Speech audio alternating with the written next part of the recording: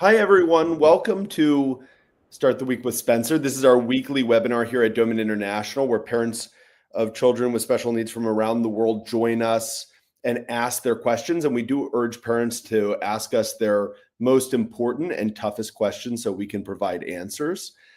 Today, we have some special guests who have joined me. So I have here Dr. Aravind and Dr. Vinaya, and both are Ayurvedic doctors.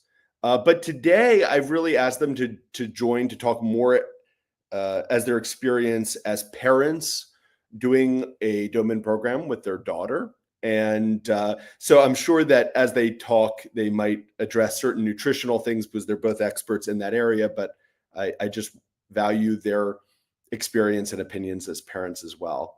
Dr. Aravind and Vinaya, thanks so much for joining. Thanks, Spencer, for having us, and welcome to this session to all the parents. And I should say full disclosure, Dr. Aravind and many of the parents watching this know this, is the director of nutrition and health at Doman International. So he's both a staff member and a parent. And I'll also say, I'll mention this a few times today, Dr. Aravind and Dr. Vinaya wrote a book together called The Doman Cookbook, Nutritional Excellence for Your Child. It's a book that gives a lot of guidelines and help for parents doing the Doman nutrition program. And again, they know this both as staff and as parents. They have a lot of experience with nutrition. So maybe, Aravind, let's start with you. I'm actually wondering, when did you two know for the first time that your daughter had some kind of developmental issue or problem? It was at birth, because she did not have a birth cry, and she was then taken to the neonatal intensive care unit where she started getting seizures. That's when we found out that she probably have a brain injury. Mm-hmm. Yeah. And were you given a diagnosis at some point? At that stage, no, because they were still trying to find out a label. So they did all sorts of organic acid tests and genetic tests and MRIs, and then whatnot. All sorts of diagnostic tests to find out what is causing this issue. And they also did um, spinal puncture to get the fluid and check if there are infections and stuff. But unfortunately, they couldn't figure out and say like a pinpoint diagnosis that this is probably why she's getting seizures or whatever. Mm-hmm. And so could you just tell us a little bit about what was your experience like before the Doman method? What was her treatment regimen? What kind of things did you pursue? And did you find any results in those treatment courses?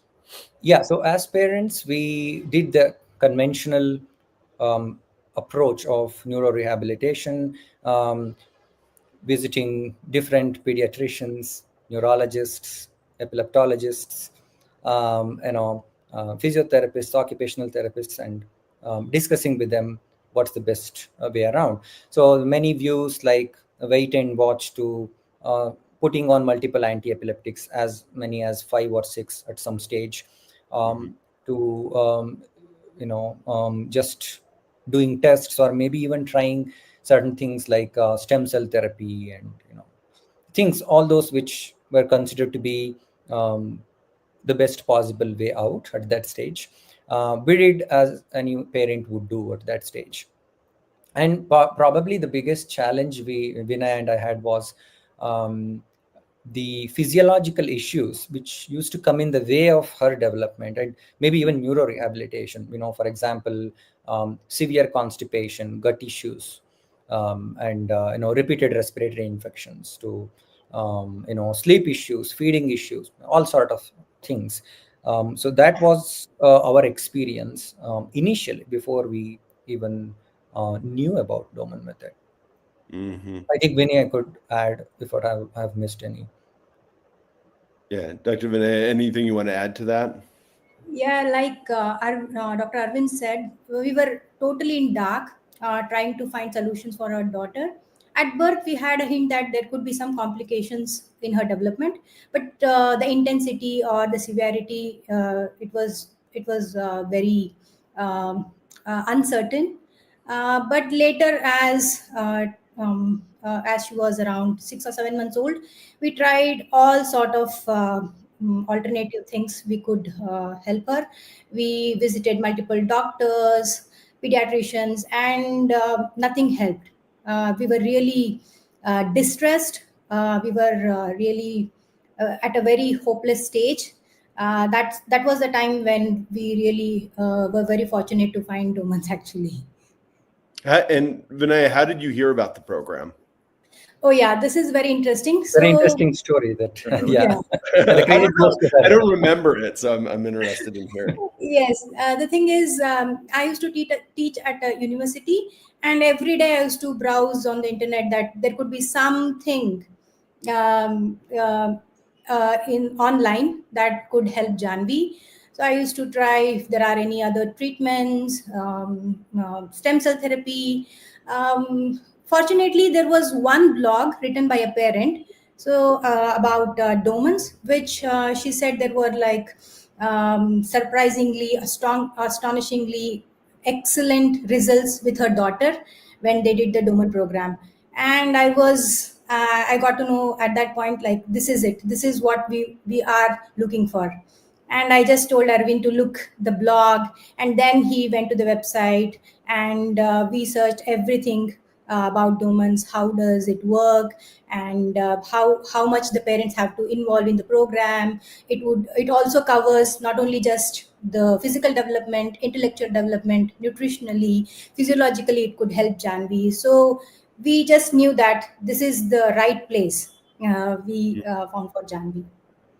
Yeah, and that was it when she said, "Look, there's something which is out of the box, and I think we should try. Yes. Let's go ahead and do it." And we didn't even give a second thought and see, is it worth giving a try? Are there other parents? I think it was just like they're like a positive vibe we felt. So as Yes. soon as she showed the blog post and I saw that, okay, let's do this and see how things go with. And how Yeah. old was John V at that point? Not even a year old, I guess. Probably a 7, 8 months or 9 months. Mm-hmm. Got it. Yes. Okay, and I remember meeting you very well, Aravind, for the first time in Philadelphia. But remind me, did you bring John V for her first visit in Philadelphia or in India?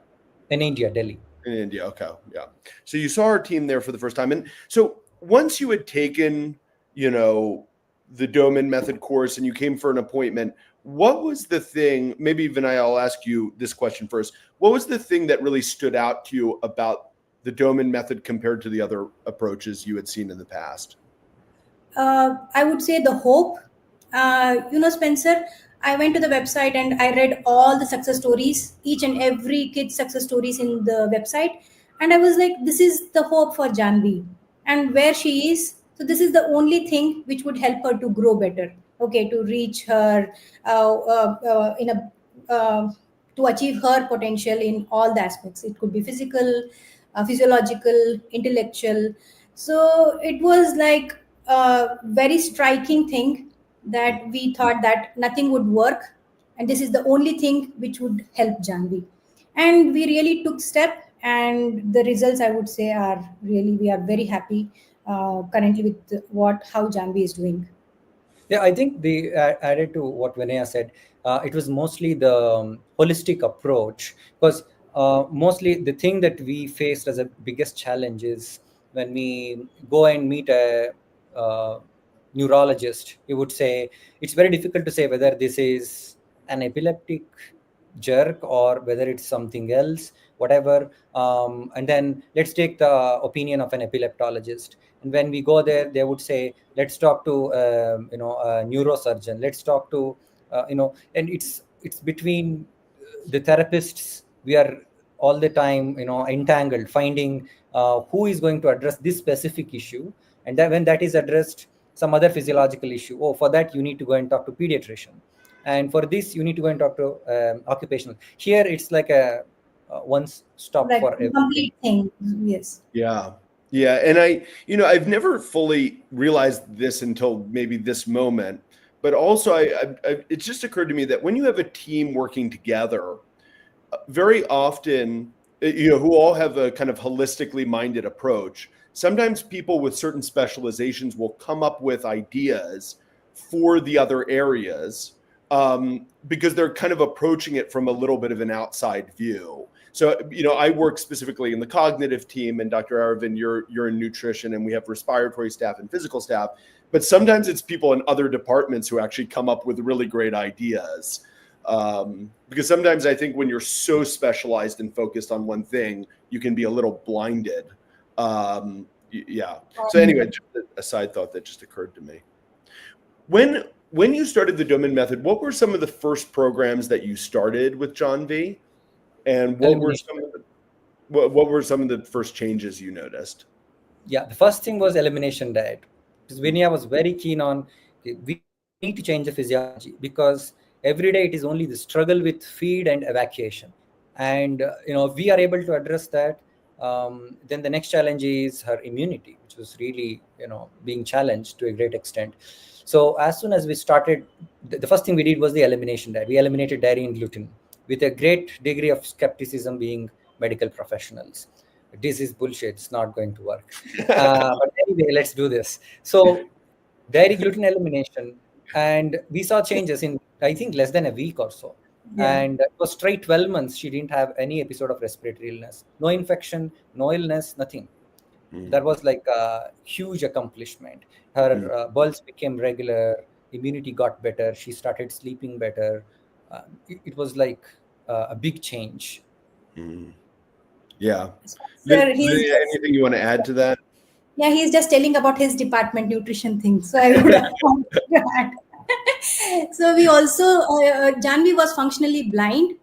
So at that time, we started the light reflex thing, reading program, and a lot of crawling, lot of inclined floor, physical program, everything that added her betterment, even with her physiological changes as well. So yes, there was a great change in her vision. She could track things.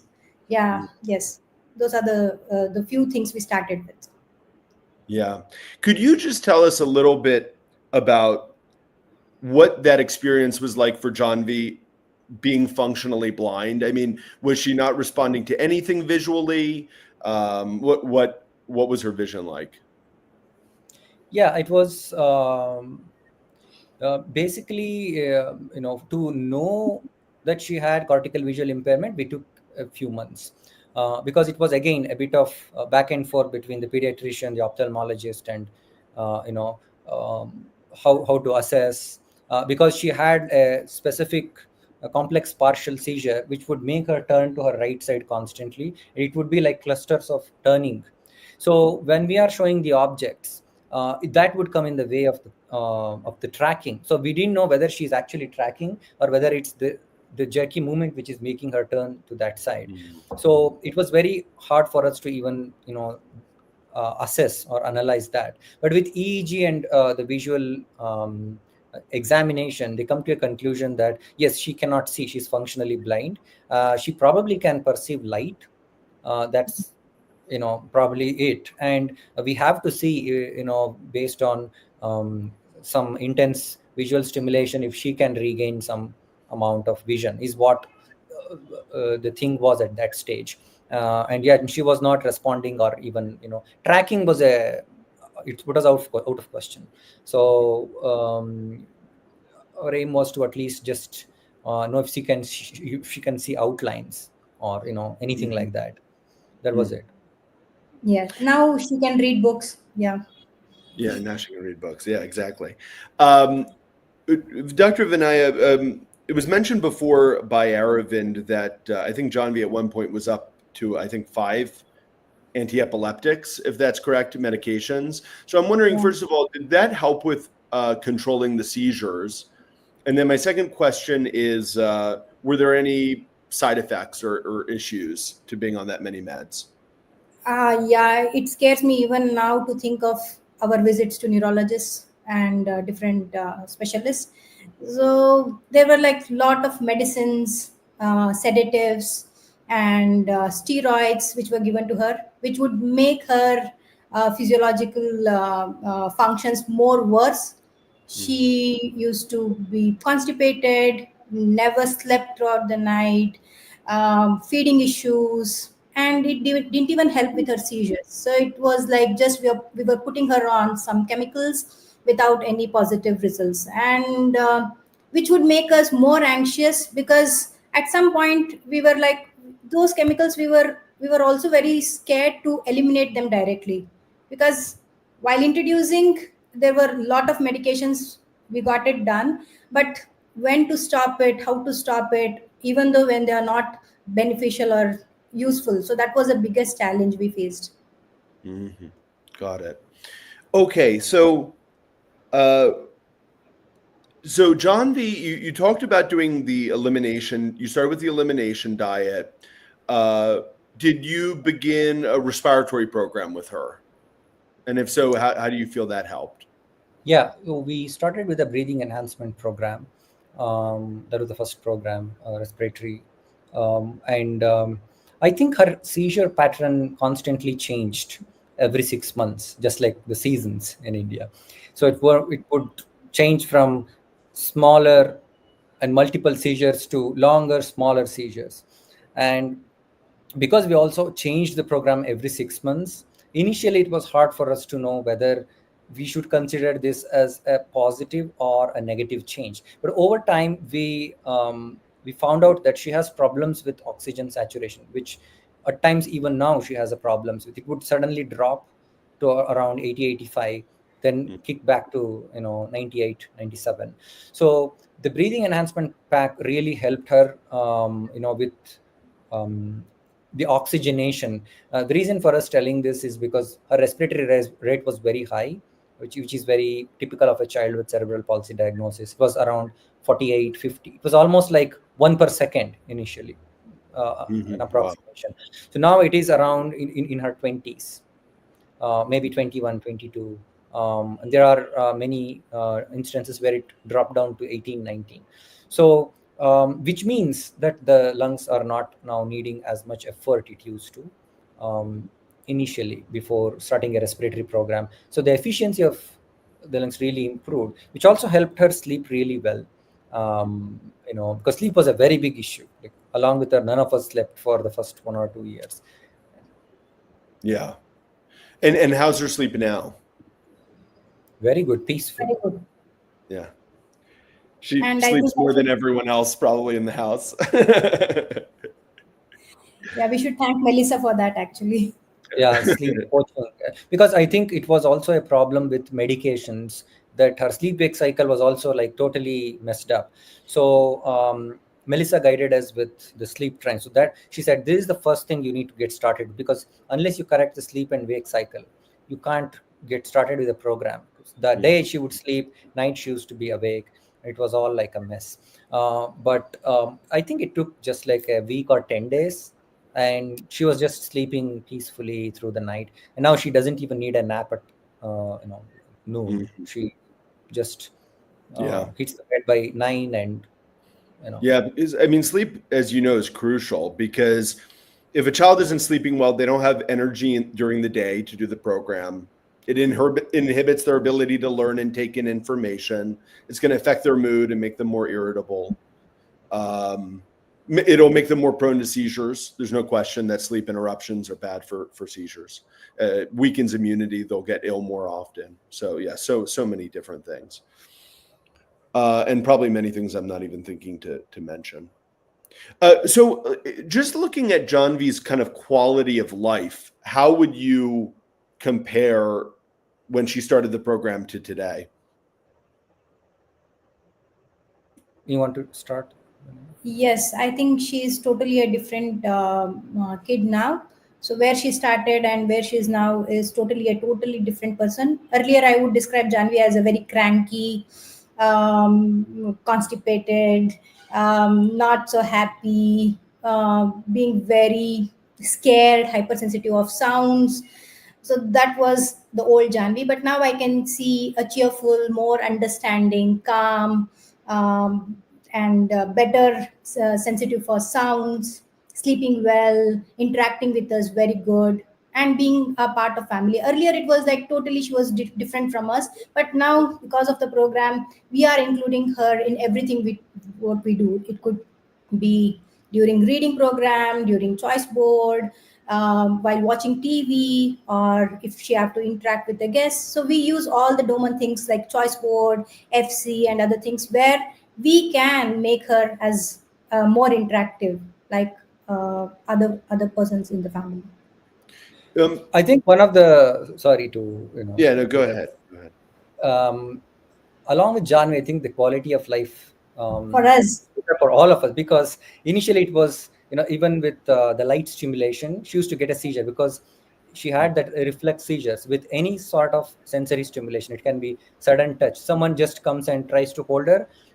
That is a sudden stimulus, or you turn on the light in the evening, sudden flash of light. So anything surprising to the senses would be a trigger for seizure. So over time we also developed that sensitivity, and we also became very hypersensitive to sounds, like loud sounds and stuff. But now she can peacefully sleep even if it is a bit noisy, especially during Diwali in India. We used to have the noise cancellation earphones the entire day. But now, she's fine. We just have to tell her that today is going to be a noisy day, Janvi, and I think you can bear with it. She's fine, and it has gotten really better for all of us.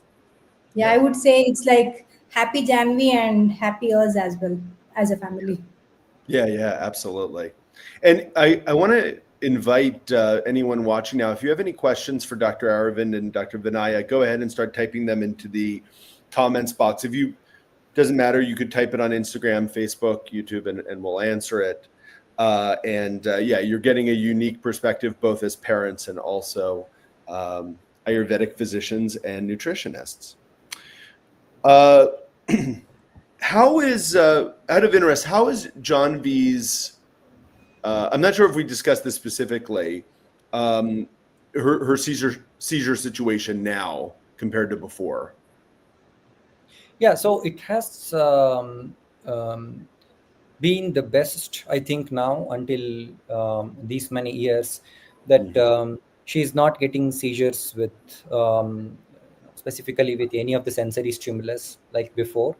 And she would get one or two seizures once in a day or once in 2 days. There are many instances where she didn't have a seizure for 3-4 days straight. And even if she gets, it's only a small jerky seizure that she gets. It's never like a convulsive seizures that she had in her life.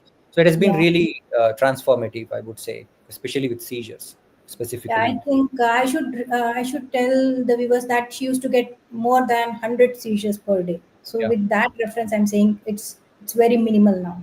yeah, So hundreds. she used to get like jerky movements or like myoclonic jerks for even mild sound, or even we used to call her name. She used to get that auditory stimulated myoclonic jerks, but which have considerably reduced.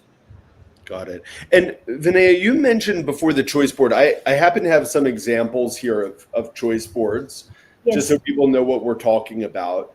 Do you mind talking a little bit about how you feel this has made a difference in Janvi's life? Okay, yes. So choice board is the first thing which helped us to interact with our daughter. So this is like a simple thing which in a cardboard you're going to write the options for your kid. It could be yes, no to start with, and you can add more options like if she needs water, nap, or if she want to go out or she want to do a program. And with the help of her hand, you support her hand and you just guide the child to choose or pick the option. So this is the easiest way for the kids who cannot communicate with words. So this will change your kids' life. So they can interact well, they can communicate, and also it will help them to tell you what they really want. So this really helped Janvi to convey why she's crying, what's going on, whether she want to eat or whether she want to nap. So this really helped us to understand Janvi better. Okay, and this is also very helpful, even though she is very rigid with her hand. But this choice board made it very easy for her to communicate and tell what exactly she is asking for. Initially, I think it was basically ruling out technique is what we call medically, where if she is really in distress, first thing we would think is, oh, probably she's having some colicky pain, or maybe she is hungry, so let's start giving colic drops, then give some food, and then change the posture, then maybe fever check. So there are big checklist of things that we need to do. But now we can ask her, like, do you have pain? And then she would say yes, and then we just ask, is it a headache or something else? Do you have a tummy pain? So we can reduce that into the big checklist into a few questions and pinpoint what she's going through. And also it's a way for her to understand that she can interact with us through this specific tool, and that also makes her life a lot easier. Mm-hmm. Yeah. We have a good question here from Maud. I don't know if it'll. Oh, actually, I can put it up on the screen. Yeah. So Maud is saying, thank you for sharing your experiences with us. It's very encouraging, and I'm sure many parents will find your journey relatable. Congratulations to your Janvi on all her accomplishments. Can you share what part of the program you found most rewarding and conversely most challenging? Also, what motivates you to keep going and overcoming moments of disappointment or I'll burnout? start with the challenging part, and I'll let Vinny do the rewarding part. Uh, Just in case yeah, anyone wasn't sure who's the pessimist and who's the optimist. Yeah. No, but go ahead. okay, Let's very start with evident. the So question. the most challenging part for Janvi is the physical part, because she has spastic cerebral palsy. She has very rigid extremities, which makes many of the physical programs challenging. With a bit of hip issues that she has, she's gotten, I would say, 50% better than how she was. Had we not done anything about and just went with the conventional care, it would have continued to be the way it is. But now, she is a lot more conversational in terms of choice board usage, despite her challenges in spasticity. But we wish we could do more of physical programs with a greater amount of intensity and duration, which we cannot, probably because of the physical challenges she has, along with the bone and tendon issues, which getting better. But yeah, compared to other programs, I think that is a big challenge. Got it. Yes. You want me to tell the most rewarding? Yes. Yeah, absolutely. Yeah. The first thing I would say nutrition, because that was a great game changer. Like you get immediate results. You eliminate certain things, and your child is like a totally a different person. The first thing is nutrition, and second I would say intellectual program where Janvi became I mean, from functionally blind, she could see, she could read, she could interact. So I would uh, appreciate that. The second best thing was intellectual, and the third one was the respiratory, which helped her with her seizures, sleep, relaxing her muscles, and making her less rigid. So yes, in the order: nutrition, then intellectual, and then respiratory. Yeah. So For but um, I would say that there is nothing one program which is good or bad. It's the holistic approach. yeah, Yes, that is is And what. every child is different, right? very One, different. if you asked another parent, they might order things in the complete reverse, Different. right? Yeah, But yeah. but all the programs are important and essential for like a total development of a kid. I would say this is less, this is more, depending upon the child's issues. That some could be challenging and some could be more rewarding. Yeah, so I would like to add an interesting situation we encountered. So I still remember when we went to the pediatric neurologist, and then she heard about the diet. She said something like, she wrote, in fact, on the file that Janvi is a child such and such an age group, and she's severely Failing failing to thrive. And she said, "Oh, with just vitamin this D kind of would a be diet with millets, veggies, without dairy and formulas, with a single episode of illness will wipe her out." These are the words that she used, and I can bet you she will be having nutritional deficiencies, and she ordered all the panel. We patiently waited for the result. It said the vitamin D and B12, everything is at the, in the limits. It's above the limit, so it's on the It's top of optimum. the percentile. Optimum. So it said that she's fine, and then her response was like, okay, Oh, anyway, but we cannot just um, rule out that her nutritional status is perfect with just this or something like that. And Yeah. then we came home and we had a very big laughter. Yeah. Really interesting. yeah, Okay. being Now, yes, okay, yes, go ahead. so I was just going to say that this mom also asked a follow-up question. What motivates you to keep going and overcoming moments of disappointment or burnout? I think that's a great question, and you two might have very different answers as well. So I'm interested in your thoughts. Spencer, who you want to answer first? You go Aravind. first. You go Okay. first. Yes. I would say a Doman program uh, could be sometimes uh, can burn out you, can be overwhelming sometimes, but it's the understanding or the support of the family which matters a lot. So again, one thing I would say is always, either you are a mom or dad, always keep some time for yourself, like a me time. Take a break, and you tell your any person to take care, do the program, or your spouse to help with it. So those are the times when you are really exhausted. Just get out of the scene and rest and relax for a while. So then come back with a lot of energy and enthusiasm and continue the program. That will really help you, because there are always ups and downs when you have special need kids. The physiology changes, the season changes, and sometimes they could be very cranky and you burn out. But at that time, you should always get support from your spouse or family. That's one thing which really helped us. And sometimes it's always better to keep some hobbies or me time or self-care routine, just to keep yourself uh, going well. Yeah, that's most important Vinaya, thing I would. just a follow-up question, because so many people have different ways of relaxing. Yes. So what do you do, if you don't mind me asking? Yes, I would do yoga, meditation, and reading. And Mhm. also, I go to gym at least weekly, thrice or four times. So I think exercise is was one best thing. So you are helping your child to do a lot of physical program, but again, it's your responsibility to keep yourself also physically fit. So it's Yeah. your responsibility. Yes. So you have to make time for yourself, eat well, sleep well, and also try to exercise. I know it's very tricky. Uh, it's not going to be perfect 7 days a week, but whenever it's possible, make sure you get enough time for rest, relaxation. Yes, even though it's for a shorter period of time. Arvind, do you want to add something to it? Yes, for sure. I think there are times when the program can get challenging or maybe even very demanding. So certain things which has helped us, especially with Janvi's program, is talking to the staff coach, because Yeah.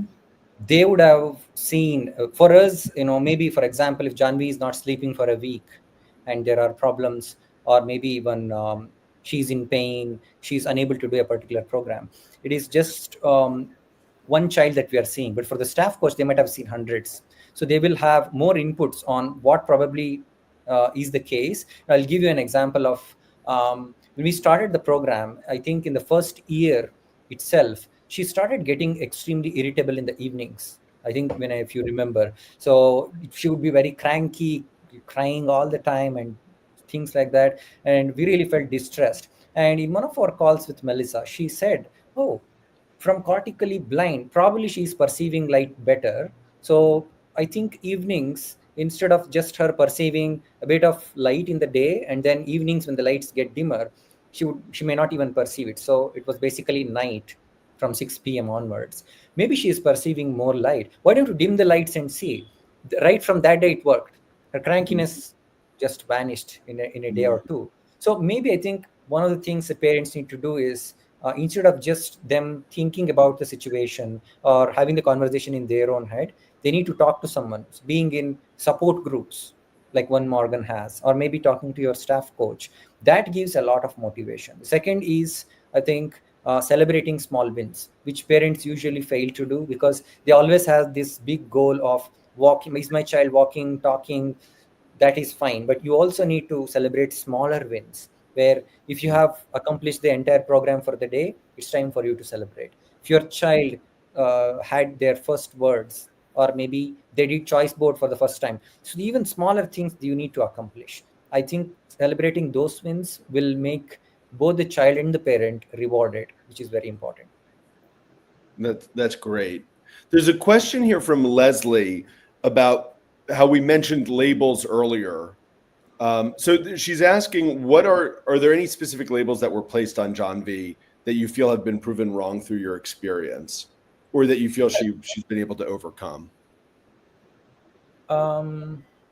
Yeah, I mean, a lot of diagnosis like spastic cerebral palsy with cortical visual impairment, along with autonomous dysregulation to sleep issues, insomnia to multiple things. You can keep labeling every single symptom she has. A complex partial seizures to complex epileptoform syndrome. There are multiple things that was being given, but I think it's basically different dimensions of brain injury, which by addressing the root cause, eventually many of these symptoms start to get better. Rather than labeling a symptom and then giving specific treatment to that symptom, going to the core of what actually made this, and treating that would just reduce all the labels to one single umbrella of brain injury. That treating that specifically with a complex, like a holistic approach, is the best, I think. Yeah, changing the subject slightly. As I mentioned before, you did write together this the Doman cookbook, and so I'm wondering, why did you choose to write this book? Yes, so I think it was basically an idea that we discussed In Italy. 2017-18 in Italy. In Italy. Vinaya, Morgan, and I were just having a casual conversation, and there was this topic of discussion. I think we have the basics or the foundations of the Doman method, as such, the principles of Doman method and child brain development based on that. But we should also have some foundational things related to nutrition, which all the parents should have access to. So even if a parent cannot do a Doman program, they should be in a position to at least get the cookbook, because the cookbook has sections on nutrition initially. So they should understand the basics of nutrition and why that matters for a good brain health. So that was the idea that stemmed from that discussion. And then Vinaya actually said, okay, let us also include recipes. And then we had brainstorming and discussions, and one of our team members, Alex Del Rosario, also joined hands. So we then thought, okay, so let's divide the book into sections where we educate the parents initially about nutrition, then talk about nutrition and brain health, and then talk about recipes for children who cannot chew, who are tube fed, who are on a specific diet. So we divided the book into different sections, and we all wrote different sections of it. And we thought that it's going to be a really good guide, because it's easy to say what not to include. We can say eliminate dairy, eliminate gluten, eliminate high histamine foods, everything. But then the question the parent will have, especially if they have just heard about the Doman method, they don't know anything about it, they'll be really surprised to know, you tell to eliminate everything, what to include then. So tell me a little bit about the inclusion as well. So this book also talks about Doman friendly diets with ingredients which can really help in designing a proper balanced meal.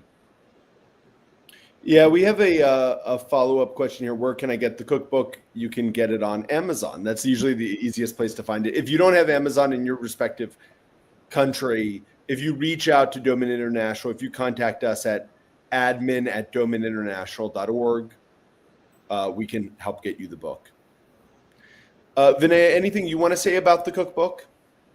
Yes, like I said, it was me, Morgan, and Arvind discussing about writing a cookbook in Italy. And the major concern we had was every time we tell the parents, okay, so you have to follow a certain type of diet, but it's always confusing for parents, like we have to eliminate this, that. Gluten, dairy, corn, tomatoes, yeah, everything. So, but they would always feel that there is nothing that my child can eat. So that was being a parent. This is the biggest challenge for parents on the Doman program. So if you have this book, you'll get knowledge about the nutrition, about elimination diet, what are the benefits, and you'll get the whole set of recipes where you can pick. And it has a lot of sections like for the kids who can chew, who cannot chew, and there are certain travel foods, and there are foods which can be stored and can be carried, and also there are varieties like which can improve immunity, anti-inflammatory diet. So there are Ketogenic, recipes. yeah, Huh? Yeah. ketogenic Yes, plans, and yeah. ketogenic plan. So I think it's very customized for Doman parents, where they don't need to struggle, go online, search for different recipes. They can just get the book, and also they can make their own changes with spices and other things. Yeah. Yes, but it would be a very good insight for them to start with. Yeah, because the expressions of families, it was very surprising, like shocking for the families to hear, like how an Indian family would feel when we say eliminate dairy is same as an Italian family hearing elimination of tomatoes, a Spanish family telling to rotate olive oil. So we thought, okay, let us include everything and give the parents options. So this is all Yeah. balanced diet options you can try. Just Yeah. go ahead and give it a try. Yeah, like Yeah. if your child cannot have dairy, there are other options to have coconut milk, almond milk, different kinds of milk. So yeah, so you'll get those ideas with the book. Yeah, so there are 150 different recipes in here, and Aravind made a funny comment that reminded me of a funny memory, where I remember when we would give our first nutrition course in Italy. Sometimes I'd sit in the back of the room, and when we announced, that tomatoes could be very problematic, and we recommend, eliminating them for some time for children, the gasps of the Italian parents were so dramatic. Like, no, how can we do that? Many of those children had really great gains. All right, I think in 1 second I'm going to bring in some of my colleagues, Colleen Hudson and Jagjit Kaur, just to see if they have any questions. I do want to say we do have a question here from Virginia, who says Emerson has a loss of voice sometimes. What do I do? He talks with a hoarse voice. He is too hyper. Well, Virginia, just a couple of quick thoughts. From my standpoint, when we look at, both of the issues that you mentioned here, speech and hyperactivity, those are two of the most common symptoms that we see with children that come onto the Doman method. And I'm not sure, Virginia, if you've kind of started your path toward learning about the Doman method and Doman International. My first step would be recommending, for a brand new family, I'd recommend our book, The Doman Method from Special Needs to Wellness. This is our kind of foundational book that talks about our program and how to get started, because there's a lot of information in that book that could help with speech. There's a whole chapter on speech. There are a lot of things that can help, for example, with hyperactivity. Could we talk, because we didn't discuss at all about hyperactivity today, because it's not an issue that John V deals with. Aravind, could you talk a little bit about maybe how nutrition can help hyperactivity? Yes, absolutely. I think of all the challenges which parents encounter with special needs, one of the most demanding, draining symptom is hyperactivity and inattention. So I think the main driving force for that is nutrition. Because you give a child a very sugary drink, you'll see that in a few hours of that extreme hyperactivity and things like that. It's one example. So diet can also impact on gut microbiome, and it can cause bacterial fungal overgrowth, which are known to cause hyperactive behavior in children. And also gut bacteria synthesize more than 50% of the neurohormones. So if those are not in a healthy concentration, they can also impact how the child perceives the environment and how the child reacts to it.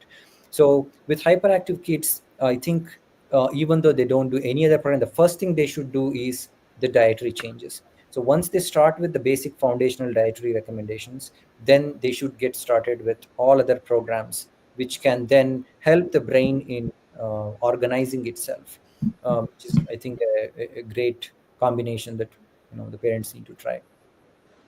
Aravind, you said something. I don't think I want to make sure I heard it correctly. Did you say that the gut produces more than half of the neural hormones? So Yeah, the hormones exactly. that the brain depends on. Yes, Yes. yeah.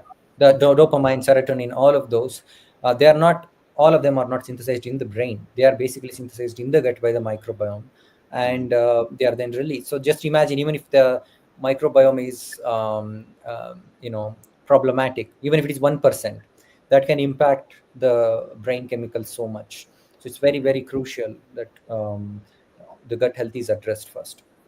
And for kids with autism and ADHD, I'm guessing very typically they have issues with those hormones, right? They tend to have Yes. serotonin, High dopamine. serotonin, yeah, they do, yeah. And for this kid specifically, Emerson, I do think they need. I'm not sure of the entire medical record, but there can be many things, including long-standing unaddressed acid reflux to pharyngitis and laryngitis, which could have impacted.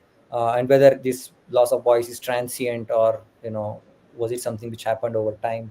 There are a lot of other things, but I think it needs a detailed assessment and Yeah. you know, Yeah, I would definitely recommend Virginia reaching out to our team. I'm going to bring in, speaking of team, I'll bring in some of my colleagues. Virginia just gives a follow up here. Emerson doesn't take sugary foods. He can't concentrate without a tablet or hands on activities. He can't sit for even 2 minutes. Thanks. Yeah, so I think getting back to the thinking behind a holistic program is that we offer many programs that can help improve focus and concentration and reduce hyperactivity at Doman International. So I think nutrition is I agree with Dr. Aravind, it's the most important piece in that puzzle. But also things like the physical program can help reduce hyperactivity, both because children really need activity, but also it releases all kinds of healthy biochemicals, which are really helpful for brain function.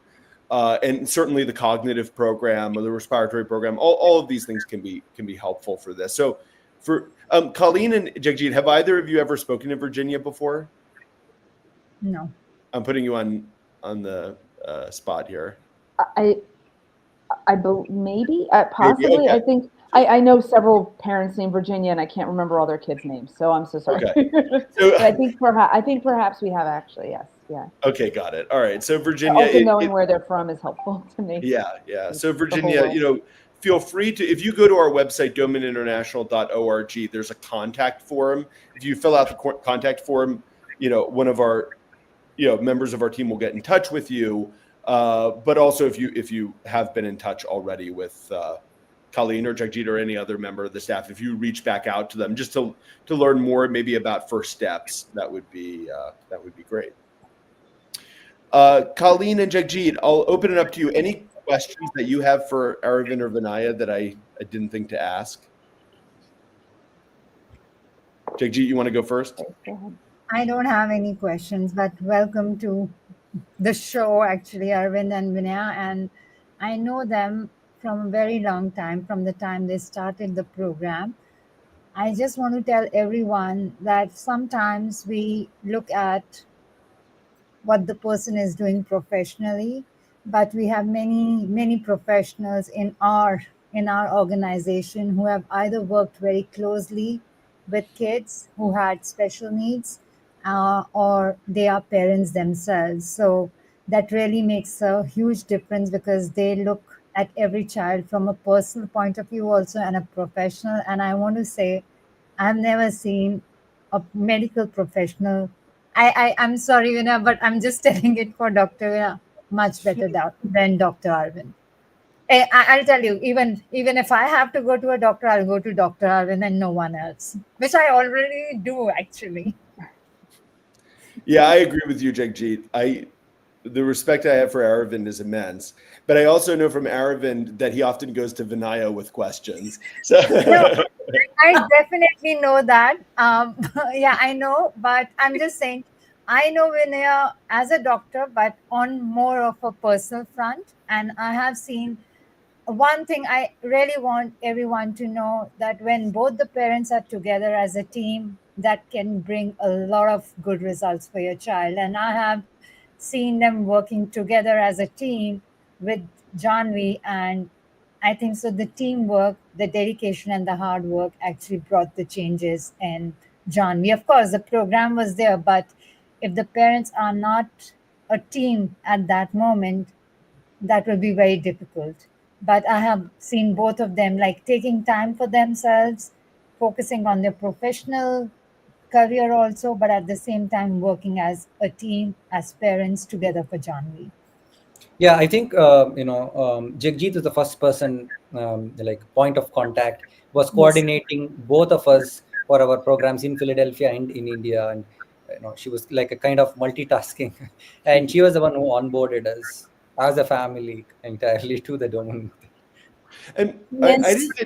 I didn't get to ask this, Aravind. Why did you decide in the end to come and work at Doman International? What was the inspiration behind that? Very good question. I think once we had a visit with I think around that time, we decided to quit the university jobs we had as professors, and decided to work full time on the rehab. And then we started seeing a lot of changes. I think we were constantly in conversation with Jagjit, first and second visits. And at that time, she said that we are now, needing a medical professional to join our team and work with us. Will you be interested? Because you are not just a medical professional, but you're also a parent, so you will know more about, or you can relate more to the families. And then I thought, okay, let us work out something where we are able to do the program as well as have our professional relationship as well. So it's our work and also the rehab, it got aligned. So I Yeah. then decided that okay, this is the best that we can do to help other families with our experiences, which I can then proudly say that if I can do this program with my child, then only I can advise that to be done for your child. I cannot just say do it with your child, and I'm not. So I think it was really a good call, and we should thank Jagjit for.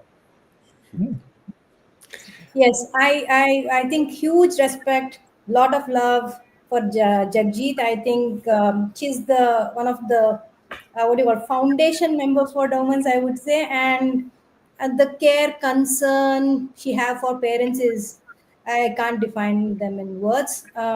A huge respect for Jagjit, and thanks for being our friend. And like you said about Arvind, being a part of Domans is a win-win situation for both for us and for Janvi. And like a funny thing, I would say Arvind used to love chocolates, but later he realized the kids on the program can't have chocolates or sugary things. So now he eliminated chocolates from his diet. Good. I'll be on the lookout when we're working together to make sure he Yeah. doesn't. I'll eat Next your time for chocolate. sure. No, I'm kidding.